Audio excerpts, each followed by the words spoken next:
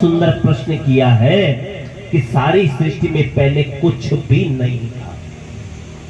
ध्यान देना, सारी सृष्टि में पहले कुछ भी नहीं था, अर्थात स्थावर, जंगम, अंडज, उद्भिज, स्वेदज, जरायुज कुछ भी नहीं था। कुछ भी नहीं था। स्थावर जानते हो, जो अचल है, जो चल नहीं सकता, ये मकान नहीं चल सकता, ठीक है। स्थायी धरती स्थायी है, ये कुछ भी नहीं था।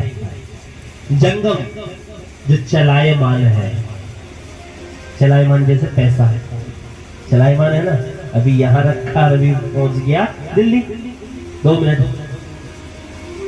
सोना, चांदी, जेवरात, ये सब चलायमान, मोटर, गाड़ी इत्यादि सब चलायमान, ये सब जंगम है, ठीक है। ये कुछ भी नहीं था। उसके बाद आता है अंडज। अंडज में जो अंडे द्वारा उत्पन्न होते हैं, जैसे मछली हो गया, सांप हो गया, इनके बच्चे, मुर्गी इत्यादि, कुछ भी नहीं था। उद्भिज है, उद्भिज में जानते हो क्या आते हैं? पेड़ पौधे स्वयं उत्पन्न हो जाते ना, तो कुछ भी नहीं था, ठीक है। और उसके बाद आता स्वेदज। स्वेदज जानते हो, जो पसीने से उत्पन्न होते हैं, कभी कभी हमारे सर में भी हो जाते हैं, है ना, क्या बोलते हैं उनको? हाँ, बोलना पड़ेगा जोर से, बोलो वृंदावन बिहारी लाल की। और इस तरह से कह रहे हैं कुछ भी नहीं था, ठीक है, कुछ भी नहीं था, अर्थात जरायुज भी नहीं था। जरायुज जानते हैं, जो नाल तंतु से चिपके हुए रहते हैं, बंधे हुए रहते हैं, इसमें पशु भी है और मानव भी है, दोनों। तो ऐसा कुछ भी नहीं था, कुछ भी नहीं था, ठीक है। तो एक बार ब्रह्म परमेश्वर के मन में विचार आया कि यदि मैं एक से अनेक हो जाता तो कितनी बढ़िया बात थी ना, एक से अनेक हो जाता तो कितनी बढ़िया बात थी। तो उस ब्रह्म परमेश्वर ने पता क्या किया? सबसे पहले किसका निर्माण किया? जल का। अब कोई पूछे तो तुम्हें पता होना चाहिए, सबसे पहले उस ब्रह्म परमेश्वर ने किसका निर्माण किया? जल का। और जल में उसने बनाया घर, और घर को बोलते हैं संस्कृत में अयन। तो और संस्कृत में जल को क्या कहते हैं? नार, ठीक है। और नार में जिसने बनाया अयन, वो कहलाया नारायण। बोलो नारायण भगवान की। तो अर्थात नारायण ही नारायण का सब जगह, बाकी कुछ था ही नहीं। नार मने जल और अयन मने रहने का स्थान, यानी जल ही जिसका निवास है उसे कहते हैं नारायण। नारायण, बोलो नारायण भगवान की। अब नारायण ने बढ़िया शेषनाग द्वारा सुंदर घर बना दिया, सब कुछ आनंद हो गया। तो नारायण ने एक बार सोचा, विचार किया, मैं अकेला हूँ, यदि एक से बहुत हो जाता तो कितना अच्छा होता। तो नारायण की नाभि से एक कमल की उत्पत्ति हुई, और जब कमल का प्राकट्य हुआ तो उसके ऊपर चतुर्मुखी ब्रह्मा जी का प्राकट्य हो गया। बोलो ब्रह्मा जी महाराज की। ब्रह्मा जी के 4 मुख हैं, पूरब, पश्चिम, उत्तर और दक्षिण। कहीं घूमने की जरूरत नहीं है। तुम्हारे पीछे कौन बैठा है तो घूम के देखना पड़ेगा ना, तब पता चलेगा पीछे वाले को। लेकिन ब्रह्मा जी को घूमने की जरूरत नहीं, वो बता देंगे पीछे कौन बैठा है। आपको पता है आपके पीछे कौन बैठे हैं? नहीं पता ना, घूम के देखना पड़ेगा। तो कह रहे हैं इसी प्रकार चतुर्मुखी ब्रह्मा जी का। अब ब्रह्मा जी को घूमकर कहीं देखने की जरूरत नहीं, चारों तरफ। लेकिन एक बार ब्रह्मा जी के मन में आया कि मैं आया तो आया, लेकिन आया कहां से भैया? तो बार बार कमल की नाल के तंतु में बार बार प्रवेश करते हैं, कभी ऊपर जाए, कभी नीचे जाए, कभी ऊपर, कभी नीचे, और पता ही नहीं चल रहा कि मैं भी कौन हूँ, अर्थात मेरे पिता भी कौन है, मैं आया कहां से भैया? तो स्पर्शेषु यत षोडश मेक विंसा निष्कंचना नाम निर्पा यद धनम विदु। अर्थात ब्रह्मा जी को 2 वर्ण सुनाई दिए, वर्णमाला का त और प, 16वां और 21वां अक्षर त और प सुनाई दिया। तप तप तप तप, जैसे बगुला जल में करता है तप तप तप, यानी बिना तप के जीवन में कुछ भी नहीं है। सोना भी जब तक भट्टी में तपेगा नहीं तब तक वो भी निखरेगा नहीं। ऐसे ही हमारा जीवन भी जब तक हम तपाएंगे नहीं तब तक ये भी सोना बनने वाला नहीं है। इसलिए उठ जाग मुसाफिर घोर वही, अब रैन कहाँ जो सोवत है, पर जो सोवत है सो खोवत है। जागो, अभी भी समय है, अभी भी। और आज ब्रह्मा जी तो जाग गए, तप तप तप 10,000 वर्षों तक तप किया और फिर पता चला मेरे भी स्वयं पिता भगवान नारायण ही है। बोलो नारायण भगवान की।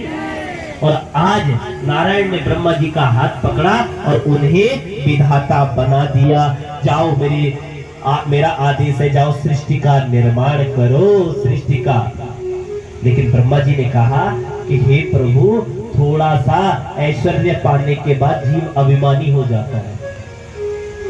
सारी दुनिया का मालिक आप मुझे बनाते हो और मुझे अभिमान हो गया तो। ऊंट होता ना, ऊंट देखा है? ऊंट की सवारी भी की होगी आपने? नहीं की? मैं बता देता हूं। ऊंट को जब बैठना होता है ना, ऊंट में पहले तो उसे लिटाया जाता है, बिल्कुल वो बैठा रहेगा नीचे। फिर जैसे आप बैठ गए तो स्टेप बाय एक स्टेप उठेगा तो आप सोचोगे, फिर दूसरा स्टेप, फिर एक पैर उठाएगा और जब वो पूरा उठेगा तो आप सोचोगे धरती कहाँ है। तो ये सच में कहा है कि भैया ऊंट अपने सामने सबको छोटा ही मानता है, सबको छोटा ही मानता है। लेकिन ऊंट जब पहाड़ के नीचे जाता है तब उसे पता लगता है कि अरे मेरे से ऊंचा तो बहुत कुछ है, अभी बहुत कुछ है। पहाड़ के नीचे जाने के बाद मैं तो बहुत छोटा हूँ। ऐसे ही व्यक्ति के पास 10-5 करोड़ आने पर, कुछ बंगला महल होने पर क्या आ जाता है? अभिमान आ जाता है और सब कुछ भूल जाता है। और एक बात बताओ, अभिमान ही पतन की सीढ़ी है। यदि परमात्मा के विषय में उसको ज्ञान हो तो समझे कि मैं कुछ नहीं हूँ। अगर थोड़ा भी अगर परमात्मा के विषय में ज्ञान हो तो ये समझ लो कि मैं कुछ नहीं हूँ। इसलिए आपकी सत्ता क्या है मुझे बताइए। कौन कह रहा है? ब्रह्मा जी। मुझे अभिमान हो गया तो, पर मैं ये चाहता हूं अगर आप मुझे विधाता बना दिया तो आपकी सत्ता है क्या मुझे बताओ। मुझे अपनी सत्ता को बताइए, क्या है? नारायण से पूछ रहे हैं ब्रह्मा जी। देखो, जीवन में सब कुछ करना अभिमान मत आने का। अभिमान पतन की सीढ़ियां खोज डालती है अपने आप ही। ये सोचो, जो कुछ भी अगर परमात्मा ने हमको दिया है हम इसके चौकीदार हैं बस। और जब तक चौकीदारी ठीक ठाक चल रही है तब तक तो ठीक हो, और जिस दिन चौकीदारी गड़बड़ हुई उस दिन तुम भी निकाल दिए जाओगे। बोलना पड़ेगा एक बार प्रेम से, जय जय राधे। बोलो वृंदावन बिहारी लाल की। तो प्रभु ने 4 मंत्र दिए हैं ब्रह्मा जी को, और 4 ही मंत्रों में सारी भागवत जी का उपदेश। ब्रह्मा जी ने क्या मांगा है, क्या पूछा कि आपकी सत्ता क्या है मुझे बताओ।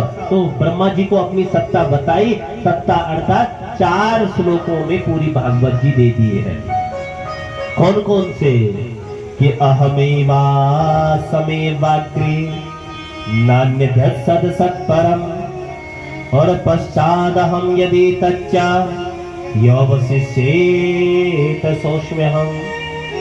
ऋते अर्था यत प्रतीयेत न प्रतीयेत चात्मनि, तद्विद्यात्मो मनोमाया यथा भासो तथा तमा। तद्विद्यात्मनो मायां यथा भासो तथा तमा।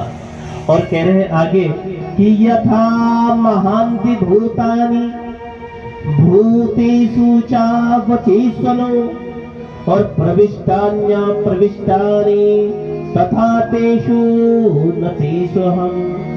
एतावदेव जिज्ञासं तत्त्वजिज्ञासुमात्मना, और अन्वय व्यतिरेकाभ्याम् यच्चा सर्वत्र सर्वदा, यच्चा सर्वत्र सर्वदा। ये 6 श्लोक की भागवत किसने? नारायण ने। देखो भागवत जी कहाँ से आई है, आपको स्पष्ट भी कितना सुंदर व्याख्यान चल रहा है इस समय, कितनी सुंदर कथा चल रही है। जो